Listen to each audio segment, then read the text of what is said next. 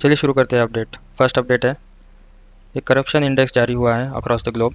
इसमें 1 to 100 तक के पॉइंट्स दिए गए हैं, मतलब जितने पॉइंट्स अच्छे ज़्यादा उतने करप्ट कंट्री कम। अभी इंडिया के पॉइंट है 40, मतलब इंडिया एक करप्ट कंट्री बोल सकते हैं हम इनको।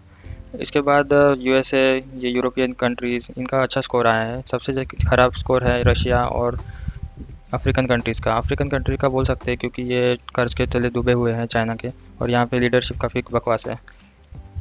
एक और अपडेट है, अभी इलेक्ट्रिक व्हीकल का बोलबाला है। काफ़ी सरकार इसको प्रमोट कर रही है, बट जितना प्रमोशन कर रही है उतना ग्राउंड पे दिखाई नहीं दे रहा है। सिर्फ टेस्ला को छोड़ दिया तो बाकी कोई भी कार कंपनी इतना सेल्स नहीं कर पा रही है।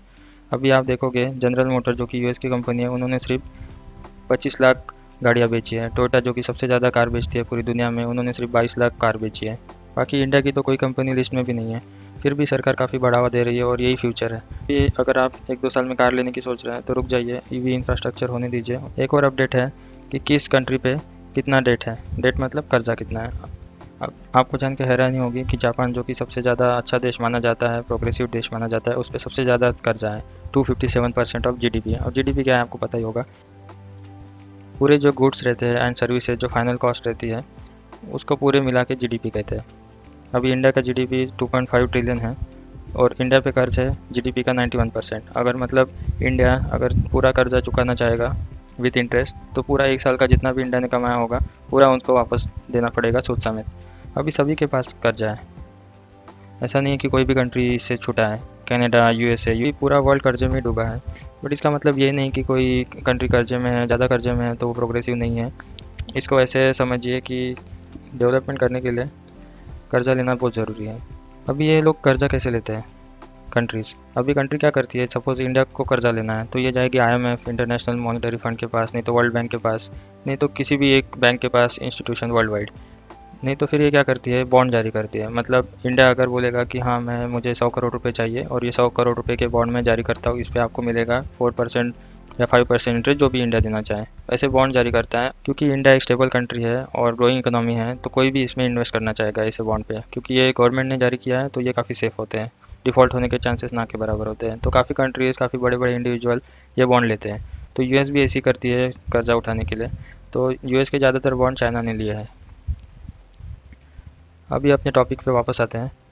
अभी वेस्ट बंगाल ने 7 दिन के लिए इंटरनेट सर्विस सस्पेंड कर दिया है, कुछ घंटों के लिए। मतलब कुछ टाइम पीरियड रहेगा, उसमें इंटरनेट सर्विस नहीं मिलेगी। अब ये क्यों किया है, अभी 10th की एग्ज़ाम तो आपको पता ही होगा, पिछले 2 साल से हुई नहीं है, तो बच्चों को आदत नहीं है, तो इसमें अभी मिडल मैन घुस गए हैं। अभी ये लोग क्या कर रहे हैं कि एग्जामिनेशन के जस्ट पहले 1-2 घंटे में पेपर लीक करा दे रहे हैं और व्हाट्सएप, फेसबुक ये सबसे सर्कुलेट कर दे रहे हैं। तो इसको रोकने के लिए वेस्ट बंगाल सरकार ने यह कदम उठाया है।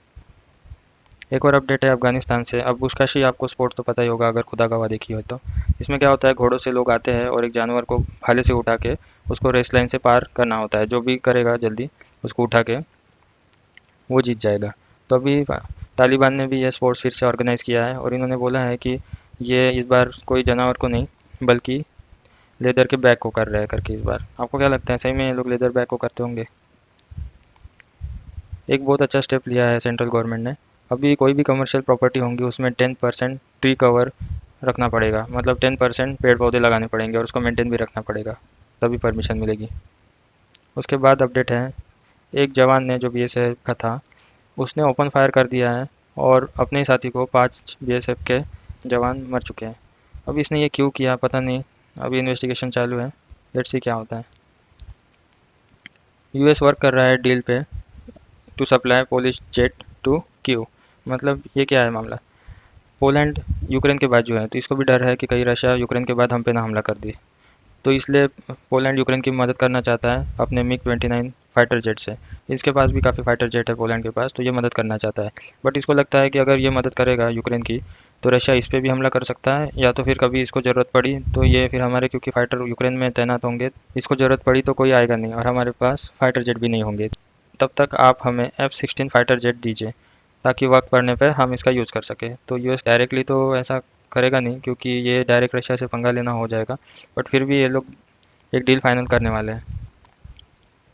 अभी ये कोई इंपॉर्टेंट बात नहीं है, बट फिर भी मैं बताना चाहता हूँ कि जज्बा कितना बड़ा होता है। अभी ये बैटल ग्राउंड पे एक पति पत्नी है, लड़ रहे हैं रशियन फोर्सेस से, लेकिन फिर भी इनका जज्बा देखिए कि पता नहीं कल क्या हो जाएगा, फिर भी इन्होंने बैटल ग्राउंड पे शादी कर ली है। ऐसे लोगों की वजह से ही रशिया अभी तक यूक्रेन को काबिज़ नहीं कर पाया है। सोल्जर तो खैर लड़ते ही है, बट आम लोग भी यहाँ पे काफ़ी रशियन मिलिट्री को हेवी लॉसेस कर रहे हैं। और रशिया का जो मोटिव था 15 दिन में एक्वायर करने का पूरा यूक्रेन, वो काफ़ी मुश्किल लग रहा है। अभी स्विफ्ट जो सिस्टम थे, जो पेमेंट कर सकते थे उससे पूरा ग्लोबली, उससे तो रशिया को ब्लॉक कर ही दिया है। अभी वीज़ा, मास्टर कार्ड और अमेरिकन एक्सप्रेस ने भी इनको ब्लॉक कर दिया है। अभी रशिया को पेमेंट अगर किसी की कंट्री को करना रहा या तो फिर आपस में भी करना रहा तो नहीं हो पा रहा है। तो इसलिए चाइना ने अपना पेमेंट सिस्टम फ़िलहाल के लिए इन्हें यूज़ करने के लिए दिया है। अब आप बोलोगे कि हम हमारा भी तो है रुपए पेमेंट सिस्टम, ये हम क्यों नहीं रशिया को देते हैं और उनकी मदद करते हैं या तो फिर पैसा कमाते हैं। बट अभी ये वक्त नहीं है, क्योंकि अभी हम पे काफ़ी प्रेशर है यूएस और वेस्टर्न कंट्रीज़ का कि आप रशिया के खिलाफ कुछ बोलो, लेकिन इंडिया कुछ बोल नहीं रहा है। तो वैसे ही काफ़ी प्रेशर है। अगर हम रुपए पेमेंट से रशिया की हेल्प करते हैं तो ये बैकफायर करेगा हमें। एक एनोनिमस हैकर्स का ग्रुप है, इन्होंने पहले रशिया की पूरी जितने भी न्यूज़ आउटलेट थी और न्यूज़ एजेंसी थी उनके सर्वर पूरे हैक कर लिए थे।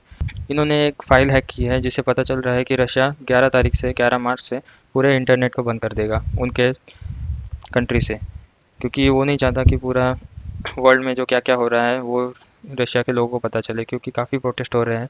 सभी तरफ से रशिया के लोगों को आइसोलेट कर दिया गया है और उनके जहाँ पे इन्फ्लेशन काफ़ी बढ़ गया है। अभी $1 के मुकाबले 157 रूबल हो गया है। मतलब इंडिया की करेंसी $1 के मुकाबले 75 रुपीज़ है, तो हमें इतना प्रॉब्लम होता है, महंगाई होती है। तो वहाँ पे तो कितनी महंगाई बढ़ चुकी है, वो लोग ट्रांजैक्शन नहीं कर पा रहे, सब तरफ से ब्लॉक है। नेटफ्लिक्स ने ब्लॉक कर दिया है, अमेज़न ने ब्लॉक कर दिया है, गूगल, माइक्रोसॉफ्ट बोल रहा है कि सर्विस नहीं देंगे, यूट्यूब ने भी कुछ हद तक ब्लॉक कर दिया है, टिकटॉक बंद है, नेटफ्लिक्स बंद है वहाँ पे, और काफ़ी सर्वर बंद है। अभी वेस्टर्न कंट्रीज़ पाकिस्तान को बोल रही है कि आप रशिया का खुल के विरोध करो करके। अभी इमरान खान को बहुत गुस्सा आ गया है इस बात पे, क्योंकि हमेशा वेस्टर्न कंट्री जो बोलती है, चाइना जो बोलती है, कभी कोई बोलता है तो हम उस हिसाब से करते हैं। बट ये इन्होंने डायरेक्ट बोल दिया है कि हम आपके गुलाम नहीं है, जो आप जो बोलोगे वही हम करेंगे। अभी एक शॉर्ट इतिहास बता देता हूँ आपको। अफगानिस्तान में रशिया ने इन्वेट कर लिया था, जैसे अभी यूक्रेन में कर रहा है।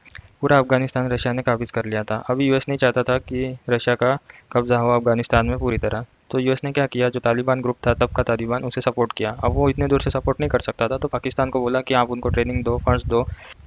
यूएस ने बोला पाकिस्तान को कि हम आपको पैसे देंगे, इन रिटर्न हमें आप ये वादा करो कि आप तालिबान को ट्रेन करोगे और रशिया को वहाँ से खदेड़ोगे। तो पाकिस्तान ने तालिबान की खूब मदद की और अपने सोल्जर्स, अपने आतंकवादी सब भेजे और रशिया को खदेड़ा वहाँ से। अभी जब यूएस की बारी आई, तब रशिया ने क्या किया, तालिबान को सपोर्ट किया, और तालिबान को सपोर्ट करने के बाद यूएस को भी खदेड़ दिया वहाँ से, जैसे को तैसा कर दिया इन्होंने। तो पाकिस्तान दोनों तरफ से पिस गया। पहले अमेरिका की मदद की थी रशिया के खिलाफ, उसके बाद रशिया की मदद की अमेरिका के खिलाफ। अभी इनका एक ही मकसद है कि कोई भी लोन दो, उसकी हम बात सुनेंगे, बाकी किसी की नहीं सुनेंगे। ऐसी कंडीशन हो गई है इनकी। अभी वैसे भी ये इमरान खान ज़्यादा दिन के मेहमान नहीं है, तो अभी जो भी बोले, कोई भी कुछ भी बोले, इनको क्या ही फ़र्क पड़ता है। अगर आप चाहते हैं कि हम ऐसे डेली वीडियो बनाएं और आपको अपडेटेड रखें, तो हमारे चैनल को सब्सक्राइब कीजिए। Stay updated, stay inform. Thank you for watching.